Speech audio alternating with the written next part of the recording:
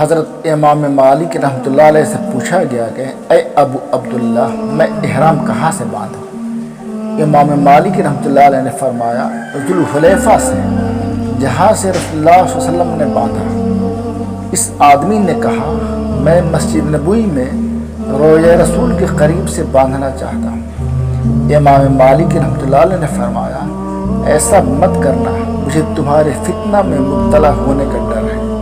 اس آدمی نے عرض کیا اس میں فتنے کی کون سی بات ہے کہ میں نے چند دن پہلے احرام باندھنے کا ارادہ کیا ہے۔ امام مالک رحمۃ اللہ علیہ نے فرمایا اس سے بڑا فتنہ اور کیا ہو سکتا ہے کہ تم یہ سمجھو کہ احرام باندھنے کے ثواب میں نبی پر سبقت لے گئے ہو، جس سے کہ نبی کریم صلی اللہ علیہ وسلم قاصر رہے۔ میں نے اللہ تعالیٰ سے سنا ہے جو لوگ رسول اللہ صلی اللہ علیہ وسلم کے حکم کی مخالفت کرتے ہیں انہیں ڈرنا چاہیے کہ وہ کسی فتنے یا دردناک عذاب میں مبتلا ہو جائے۔ یہ روایت الاعتصام میں امام شاطبی کی کتاب میں ہے۔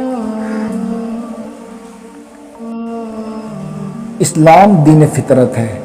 اسلام قرآن مجید اور رسول اللہ صلی اللہ علیہ وسلم کی سنت میں محفوظ ہے۔ اسلام وہی ہے جو قرآن مجید سے ثابت ہے یا رسول اللہ صلی اللہ علیہ وسلم کی سنت سے۔ رسول اللہ صلی اللہ علیہ وسلم کے حیات مبارکہ میں ہی دین اسلام کی تکمیل ہو چکی ہے۔ اب ہم نہ اس میں کوئی نئی چیز داخل کر سکتے ہیں اور نہ ہی کوئی چیز اس سے نکال سکتے ہیں۔ اللہ تعالیٰ نے قرآن مجید میں اور رسول اللہ صلی اللہ علیہ وسلم نے حدیث میں بار بار اس بات کی تنبیہ کی ہے کہ اللہ کی اور اس کے رسول کی مخالفت مت کرو۔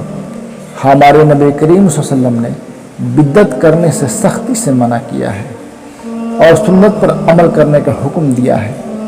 بدعت ایک ایسا قبیح عمل ہے جو ہمارے تمام نیک اعمال کو برباد کر دیتا ہے۔ میرے تمام بھائیوں سے گزارش ہے کہ تمام مسلکوں کو چھوڑ کر صرف اللہ اور اس کے رسول کی اطاعت کرو، اسی میں کامیابی اور کامرانی ہے۔ وآخر دعوانا الحمدللہ رب العالمین۔